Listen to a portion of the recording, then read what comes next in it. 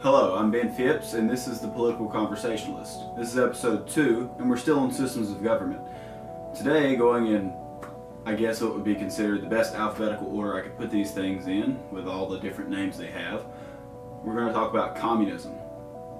I do a lot of research for these videos, multiple hours of research per video normally, and communism was something that surprised me the very most when I did research on it.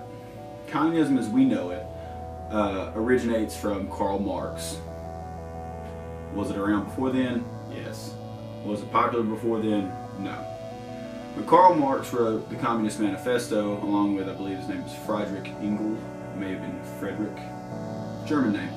Regardless, they wrote the Communist Manifesto and then identified society as being classified of two types of people, the rich and the workers, or in other places it would be called the nobles and peasants, but the nomenclature they used was the bourgeoisie or the bourgeois. Not very good at French pronunciations or whatever word that was pulled from, or language that was pulled from, but the bourgeoisie and the proletariat. Proletariat being the working class. And Karl Marx theorized that the proletariat would always rise up and revolt and turn it into a socialist country. You say, wait a minute, we're talking about communism. Well, we are. But in communism, socialism is the step from capitalism. So it's supposed to, in a perfect world, speaking of communism, it's supposed to go capitalism, socialism, communism. And that's where our discrepancies are going to be when we look at countries that are communist. So,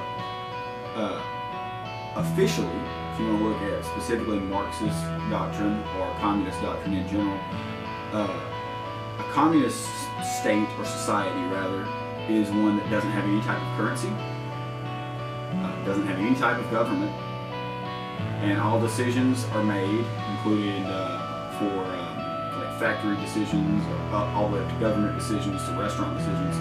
All those are made on a consensus basis from the general public.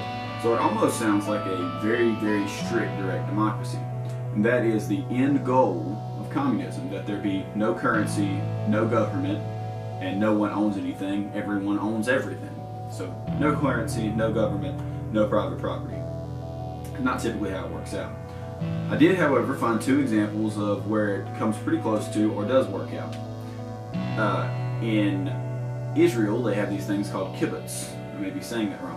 A kibbutz is a commune, normally less than 1,000 people, that exercise communism. They all make joint decisions, they elect their own little people, so technically there is some type of government, but they elect their own officials and so on, and most of those are on a rotational basis, so nobody can stay in any kind of power for too long. And they're normally built around a central industry. So they'll be built around a large farm, built around a factory, things of that nature. Important to note, they're not their own country. They are Israeli. Many of the, in fact, legally speaking, all Israeli teenagers, young men and women, end up joining the Israeli armed forces for a short period of time, and the people that live in the kibbutz are no different. And that's something that we'll see too that's kind of important. They don't have their own military and they don't have their own government. But as far as their society goes, small though it may be, it is a communist society. The second I could find would be the early church in the book of Acts. It specifically says this, and it sounds a little weird by today's Christian Western standards, that they all were together and had all things common. And that theory of common ownership is kind of the entire basis for communism. So why do we not see communist governments, or why am I saying there's not a communist government? Well, it's very inefficient. The same way democracy is inefficient. You have to consult everyone on every decision you make. Also, when you have communism, you don't have a government, so there's no authority to go to answer questions, to tell the military what to do, to levy taxes.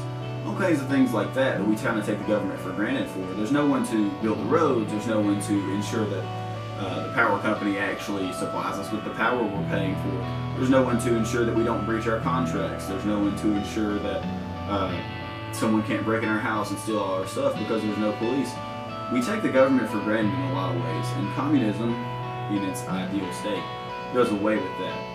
And the government, as we will see is a necessary evil of society. Because it's so inefficient, though, we never see it graduate to what would be a national level. In fact, the kibbutz are the largest I could find of anything that existed as a communist state.